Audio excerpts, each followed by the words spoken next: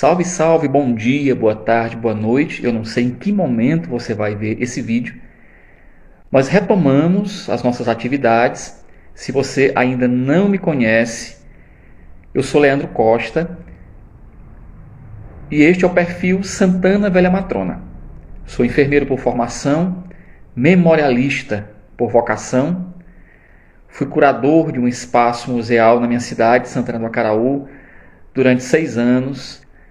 E há mais tempo do que isso, realizo todo um trabalho de pesquisa a respeito da minha história, da minha terra natal, Santana do Acaraú, e a partir dela, convido companheiros e companheiras de jornada para estudarmos juntos a sua história, a história do Ceará e a história do Brasil.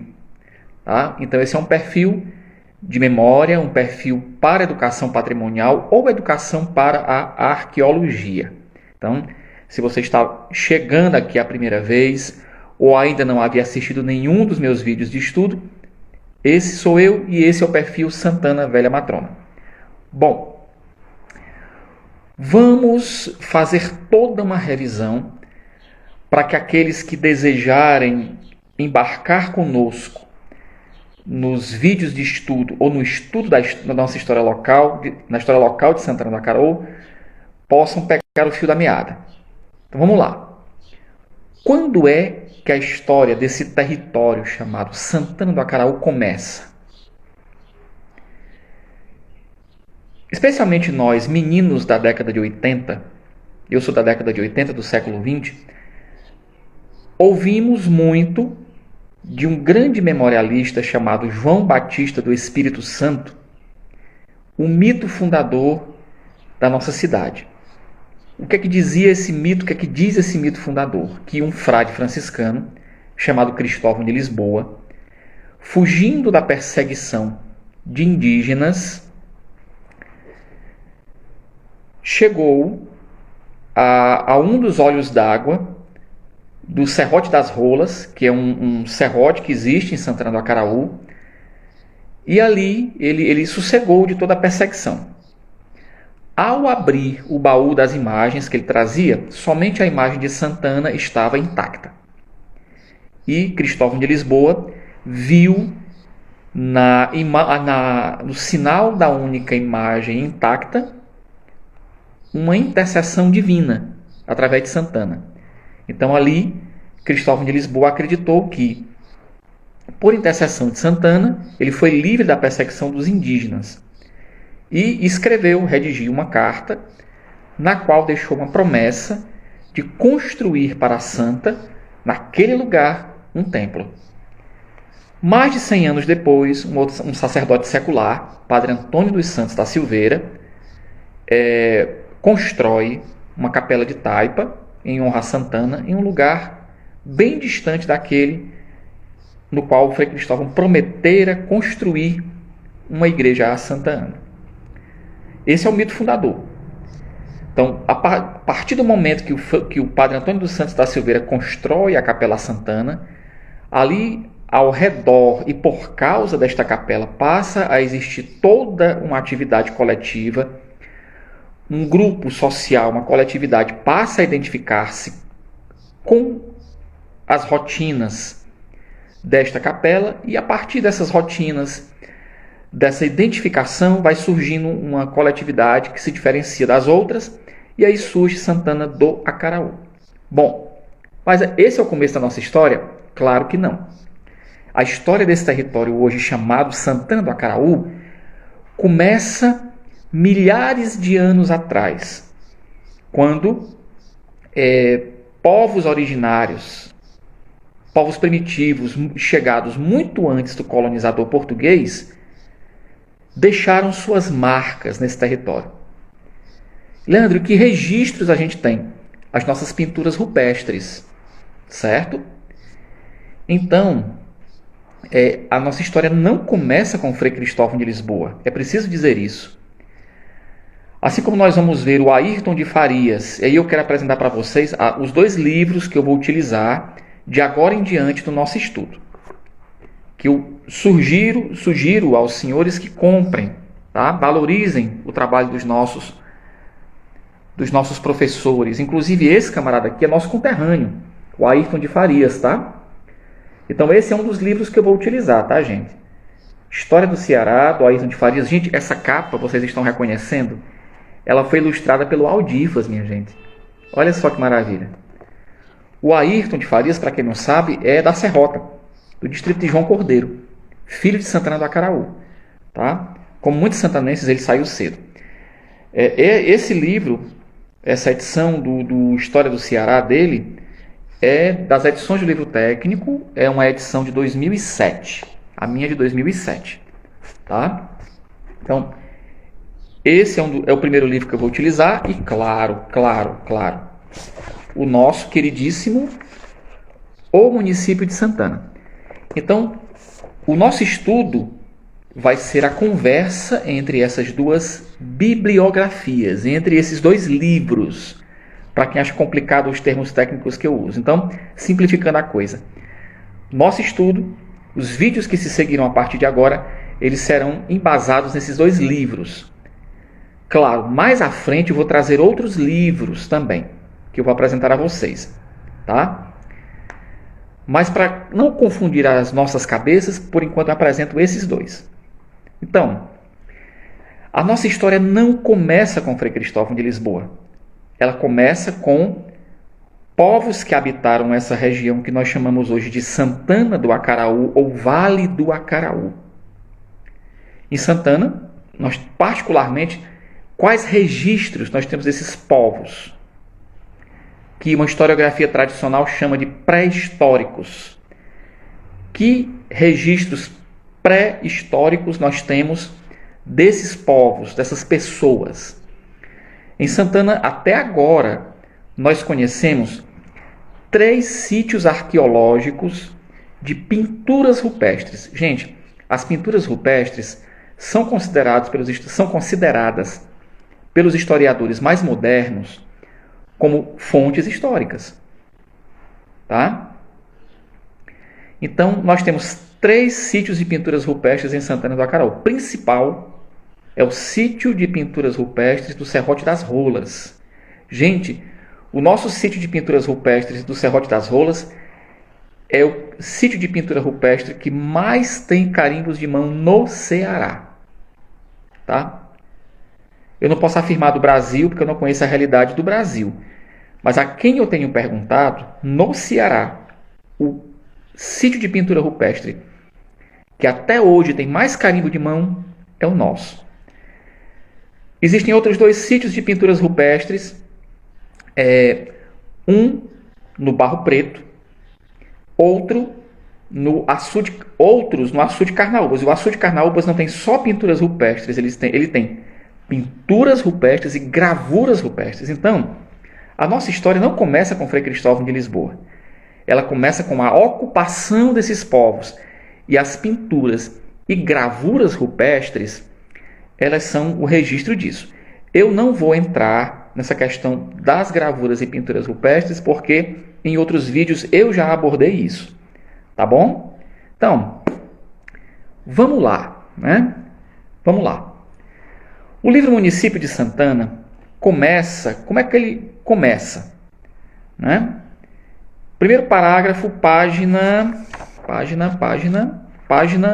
1. Tá? Ele diz assim: no meado do século XVI, quando a capitania de Pernambuco, fundada por Duarte Coelho, em 1530, se fazia notar entre os principais pontos das colônias do norte do Brasil, uma pequena parte do território do Ceará, notadamente a que se estendia pelo seu litoral, já era conhecida, concorrendo para isso as relações que entre si mantinham aquela capitania e a do Maranhão. Vejam vocês, o autor do Município de Santana, ele não começa situando a nossa história em 1500. Por que ele não começa? Gente, o território cearense foi um território desinteressante durante muito tempo para o colonizador português. Desinteressantíssimo para o colonizador português. E vejam vocês como o texto, engraçado que ontem eu falava que tem gente que questiona a validade do texto do município de Santana, e vejam vocês, o autor tem tanto gabarito para o que teve tanto gabarito, fundamento para o que fez, que ele não começa a partir de 1500, ele começa a partir de 1539. Isso mostra para a gente que ele tinha ciência desta lacuna histórica. Durante bom tempo, o território do Ceará foi desinteressante para o colonizador português. E aí tenham paciência comigo, porque eu vou muitas vezes pegar o texto mesmo e ler, tá? Vamos agora para a história do Ceará, tá? Vou lendo um pouquinho de um livro e um pouquinho de outro para a gente fazer os livros conversarem, né? E eu aqui vou funcionar somente como mediador, tá? Como mediador. Parte 2 do livro História do Ceará, página 15. As tentativas de conquista do litoral cearense. Em 1500, na visão histórica mais tradicional, teria ocorrido o descobrimento do Brasil. O fato, entretanto, pelo menos a princípio, não teve muita repercussão entre os europeus, pois nos 30 anos posteriores à chegada de Pedro Álvares Cabral no chamado período pré-colonial, o país ficou praticamente esquecido por Portugal. Olha só. Em 1500, a historiografia tradicional vai dizer que aconteceu o quê? O descobrimento do Brasil. Né? Descobrimento para quem? Né? A historiografia moderna vai falar de invasão. Porque aqui já havia gente, viu, gente? Aqui já tinha gente. Então foi descobrimento para os portugueses. Mas esse descobrimento para os portugueses, ele não teve tanta repercussão na Europa. Né? Tanto é que o Ayrton de Farias vai dizer para a gente que nos 30 anos depois desse descobrimento, o país não era, esse novo país, essa nova terra não era conhecida, não foi interessante. Olha o que ele diz, o país ficou praticamente esquecido por Portugal. E se o país ficou esquecido por Portugal, imagine o território cearense. Explica-se isso pelo fato de os lusitanos estarem sobremaneira voltados para o comércio e o lucro das especiarias orientais, e pela ausência de riquezas minerais no litoral brasileiro. Explica-se isso pelo fato de os lusitanos estarem sobremaneira voltados para o comércio e o lucro das especiarias orientais, e pela ausência de riquezas minerais no litoral brasileiro. Então, por que o desinteresse? 1500 a 1530 ainda foi um período muito forte do comércio das especiarias orientais para Portugal. O Brasil, essa nova terra descoberta, não tinha, né, nenhum atrativo econômico, não tinha minerais, não tinham especiarias que interessassem ou que dessem lucratividade para Portugal. Né? Não obstante, como exceção a esse quadro de abandono, verificou-se a exploração do pau-brasil, que se estendia por uma faixa litorânea entre os atuais Rio Grande do Norte e Rio de Janeiro. O único interesse que houve nessa época foi a exploração, uma exploração que desmatou uma imensa mata de pau-brasil, que ia do litoral do Rio Grande do Norte até o Rio de Janeiro. Né? O pau-brasil, contudo, dava lucros pequenos, se comparados àqueles ganhos com as especiarias. Além do que, sua exploração não fixava o invasor na terra, pois fim da madeira numa área e os europeus para outra. Então, 1500 a 1530, exploração do pau-brasil, derrubava-se uma parte da mata de pau-brasil e ia-se para outra. Então não era uma exploração que fixava o colonizador português no litoral. Atenção! Parágrafo 3º aqui da parte 2, do capítulo 1 do História do Ceará. Foi somente a partir de 1530. Aí eu vou fazer as duas bibliografias conversarem. Vejam que o nosso livro Município de Santana começa a história a partir de que ano? 1530. Então isso já começa mostrando para a gente que o nosso livro em um Município de Santana, ele tem fundamento. Apesar de uma linguagem romanceada, isso mostra para a gente que o autor o construiu muito bem. Veja, o Ayrton de Farias, o que é que ele fala? Foi somente a partir de 1530 que Portugal decidiu definitivamente colonizar o país. Município de Santana, página 1. No meado do século XVI, quando a capitania de Pernambuco, fundada por Duarte Coelho em 1530, olha só. Volto para o Ayrton de Farias, estamos fazendo os dois livros conversarem. Foi somente a partir de 1530 que Portugal decidiu definitivamente colonizar o país, ou seja, descobriu-se em 1500, mas só a partir de 1530 é que se decide verdadeiramente colonizar o Brasil.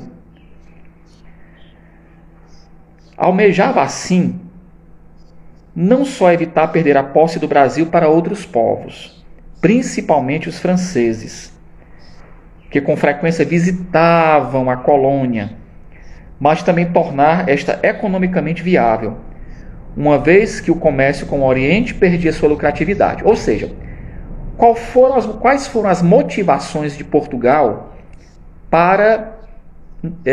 com relação a esse novo território descoberto em 1500? Descobriu-se em 1500, mas só a partir de 1530 é que Portugal começou efetivamente a colonizar o Brasil. Primeiro interesse, não perder essa terra para invasores. Os franceses vinham com frequência para o nosso território, né? Visitavam essa colônia.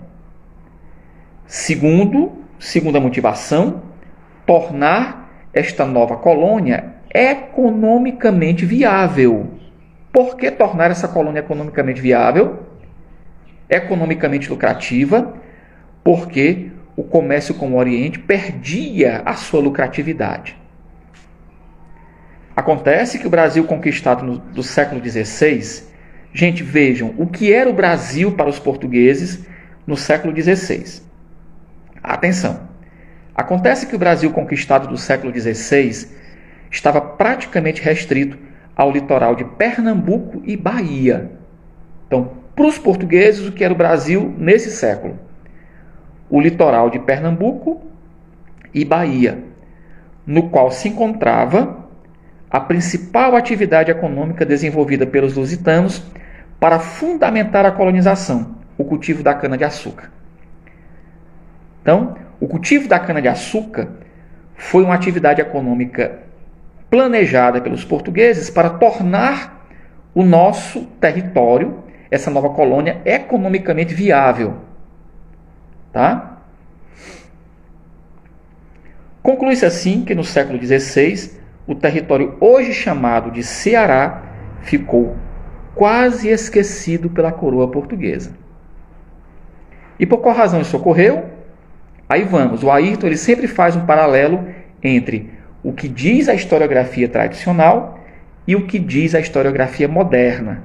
O que diz o estudo da história mais tradicional e o que diz o estudo da história moderna. Tradicionalmente, quais eram as razões? Apontam-se razões como as correntes aéreas e marítimas que dificultavam o acesso à costa cearense. Ora, se a gente for alegar, por que Portugal não se interessou pelo território cearense? Aí tem a historiografia tradicional vai dizer, porque as correntes aéreas e marítimas eram muito fortes, era difícil chegar ao litoral cearense. Então, por que franceses e holandeses chegavam com tanta facilidade? Espanhóis chegavam com tanta facilidade aqui? Há relatos disso. A oposição dos índios à presença do invasor português. Nos outros lugares também houve essa oposição. A razão nós vamos ver que realmente não foram essas. A agressividade do meio físico, litoral ruim, secas, etc. E até a presença constante de estrangeiros na região. Olha as contradições, né? Impedindo a chegada dos portugueses. Então essas eram as razões tradicionais alegadas para o desinteresse do colonizador português pelo território cearense.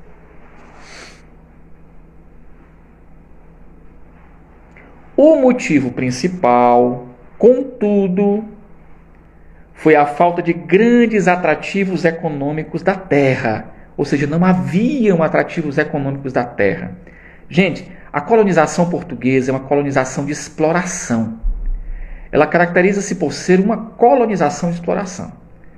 Então, essas razões tradicionais, elas todas caem por terra quando a gente percebe isso. Portugal colonizava para explorar. Colonizava com fins de lucro, nunca com fins de habitação, nunca com fins de ocupação, né? Vamos lá.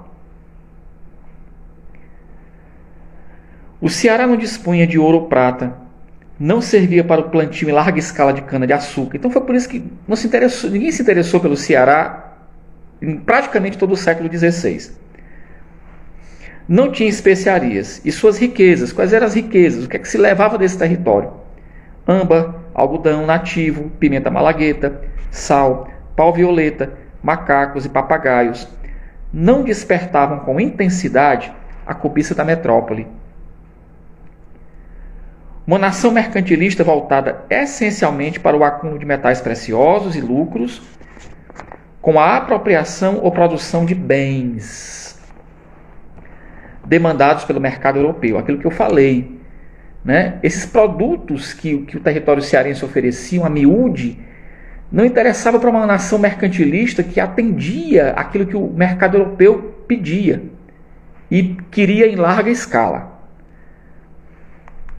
Além disso, a rentável produção açucareira na Bahia e, sobretudo, em Pernambuco, desestimulava os esforços para a colonização de outras áreas do Brasil. Então, em resumo, vamos resumir aqui de todos esses primeiros parágrafos da página 15, o que a gente viu até agora. Em 1500, a historiografia tradicional dá conta de que houve descobrimento do Brasil. Esse descobrimento não teve tanta repercussão no mundo europeu até pelo menos 1530. Por quê? Porque de 1500 a 1530, Portugal ocupava-se com o comércio das especiarias orientais. Como em 1530 esse comércio das especiarias veio a entrar em declínio, Portugal interessou-se por esta terra por quê? Primeiro, para não perdê-la para outros povos, como os franceses. Segundo, porque precisava de uma outra fonte econômica de renda. E aí utilizou da economia canavieira, da produção de açúcar, para ocupar este território. Um território que se limitava aos litorais da Bahia, né? Os litorais de Pernambuco e Bahia. Tá? O litoral cearense não interessou a nossa grande nação mercantilista, colonizadora. Por quê? A historiografia tradicional vai apontar que as correntes marítimas e aéreas para chegar aqui eram muito ruins, que os índios eram muito valentes, que haviam muitos invasores no nosso território. Todas as razões que caem por terra quando a gente percebe o caráter do tipo de colonização de Portugal. Uma nação mercantilista que buscava lucros em larga escala para atender ao mercado europeu. PT, saudações. Tudo resumido até aqui. Vamos para a página 16 do nosso querido Ayrton de Farias. E aqui ele vai falar da questão, ele já entra naquela fase quando Portugal ele divide esse território brasileiro em capitanias hereditárias, né?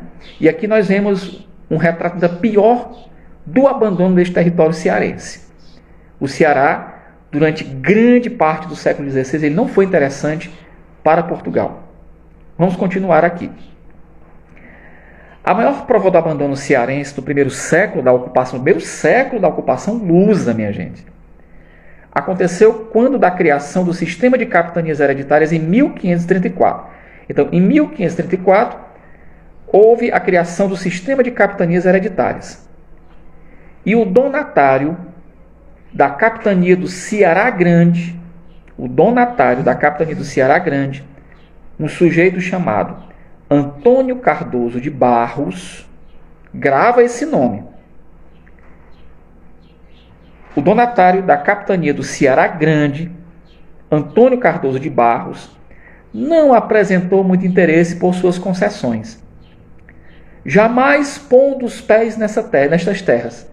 Ou seja, o Ceará, na época chamada de Ceará Grande, né, foi dado a um senhor, um cidadão, foi dado enquanto capitania hereditária para um cidadão chamado Antônio Cardoso de Barros. E o Antônio Cardoso de Barros nunca pôs os pés aqui. Embora tenha ocupado, este Antônio Cardoso de Barros, o cargo de provedor-mor da Bahia, durante o governo geral de Tomé de Souza. Cardoso de Barros, inclusive, em 1556, ao lado do primeiro bispo do Brasil, Dom Pero Fernandes Sardinha, foi trucidado pelos índios caetés após o naufrágio na costa das Alagoas. O Ceará ficou abandonado. Né? Abandonado. Bom, isso foi o que eu tinha conversado com vocês até em outro vídeo anterior. Neste eu tive um cuidado ainda maior de ler a referência, porque muita gente questiona, vamos dizer assim, de onde é que você tira isso? Né? E eu estou apontando com a precisão maior de onde eu retiro tudo isso. Tá bom? Então vamos lá. Até aqui foi o que nós vimos no último vídeo de estudos. Certo? Bom, eu terminei dizendo o que diz o Ayrton de Farias, terminei o último vídeo dizendo o que diz o Ayrton de Farias, que apesar de todo este abandono, o território cearense não deixava de ser visitado. Tá? E aqui agora, a partir deste ponto, que eu vou continuar a leitura, eu vou unir, eu vou fazer algo que eu gosto muito, unir livro e unir as histórias que Santana me contou. Vamos lá. É inegável, por outro lado, que muitos aventureiros estiveram no Ceará nesse período. Que período? 1500 a 1534, ou a quase o fim do século XVI. Praticando escambo com os índios, trocando machados, facas, tesouras, tecidos, quinquilharias, etc., por produtos nativos. Alguns desses aventureiros teriam chegado às terras cearenses antes mesmo de Cabral ter descoberto o Brasil, em abril de 1500. Então, muitos aventureiros, muitos navegadores, chegaram ao território cearense muito antes do Cabral ter descoberto o Brasil. Tá? Muito antes. Já já eu conto uma história da oralidade santanense. Calma aí, segura. O espanhol Vicente Yáñez Pinzón, experiente navegador e companheiro de Cristóvão Colombo na viagem do descobrimento da América em 1492, teria, atenção, o Vicente Pinzón chegou aqui por nossas plagas cearenses, em fins de janeiro ou começo de fevereiro de 1500, tá? Atingindo o Ceará um cabo que ele chamou de Santa Maria de la Consolación. E esse cabo de Santa Maria de la Consolación seria a Ponta Grossa que está no município de Capuí, atual município de Capuí. Visitando em seguida uma outra área onde cravou uma cruz que dias depois, seria encontrada por um outro expedicionário espanhol, Diogo de Lepe, o qual chamou a região de Rostro Hermoso, a qual essa área chamada de Rostro Hermoso essa área corresponde hoje ao atual bairro do Mucuripe, em Fortaleza, tá? O famoso Mucuripe, em Fortaleza. Aí é que eu pego agora a oralidade santanense.